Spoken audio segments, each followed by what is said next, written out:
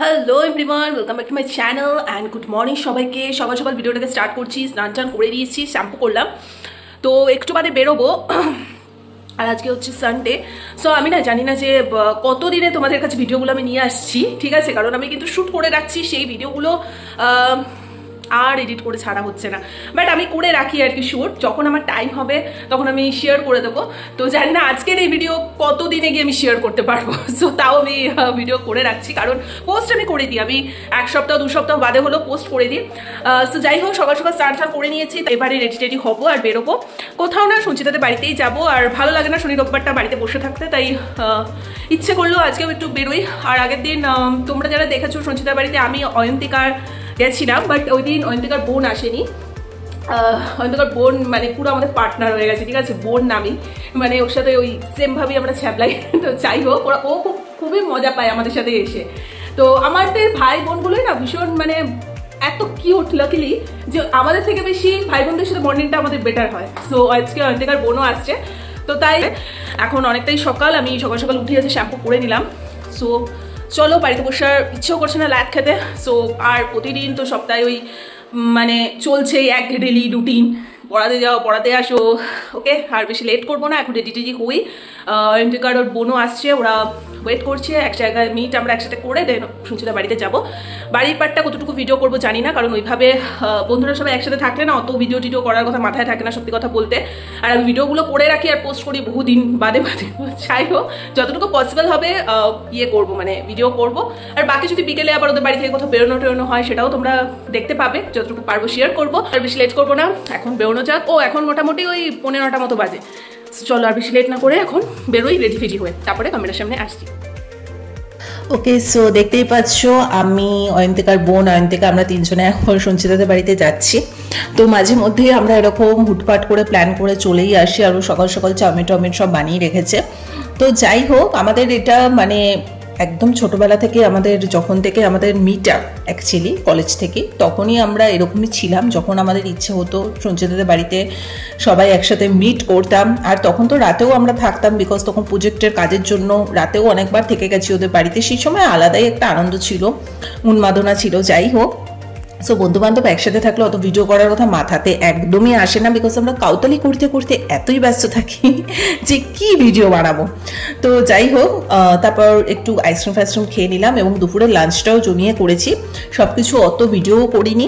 তো যাই হোক, এরই মধ্যে একটু জয়ও চলে এসেছিলো, তো আমরা সবাই মিলে আবার একটু কাউতালি করে নিয়েছি।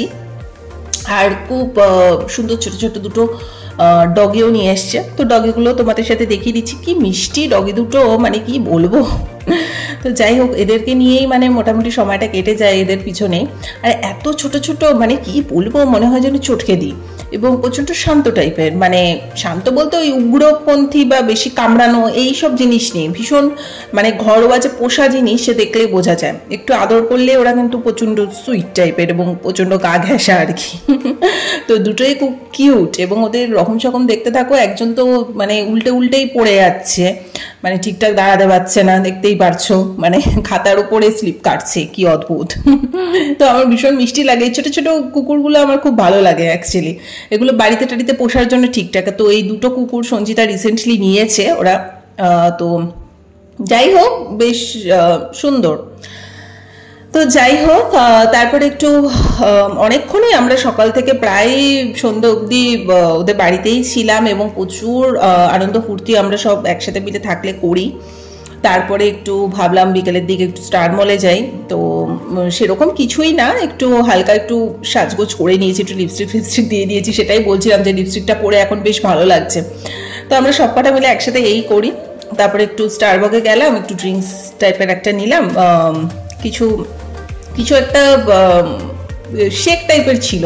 তো অত খেয়ালও নেই, কারণ এই ভিডিওটা অনেকদিন আগের, তো এখন এডিট করতে বসে আমার তো খেয়ালও আসছে না। তো সেই সময়টা খুব সুন্দর সাজানো হয়েছিল স্টার মলটা, দেখতেই পাচ্ছ। আর পুজো তো একদম দোরগোড়ায় চলেই এসছে, তো শপিং টপিং তো ডেফিনেটলি এবার তোড়জোড় শুরু করতেই হবে। তখন আমি টুকটাক করে দেখিয়ে দেবো যে অনলাইনে যেগুলো কিনছি সেগুলোও দেখাবো, প্লাস অফলাইনেও যা কিনবো সবই দেখাবো মোটামুটি।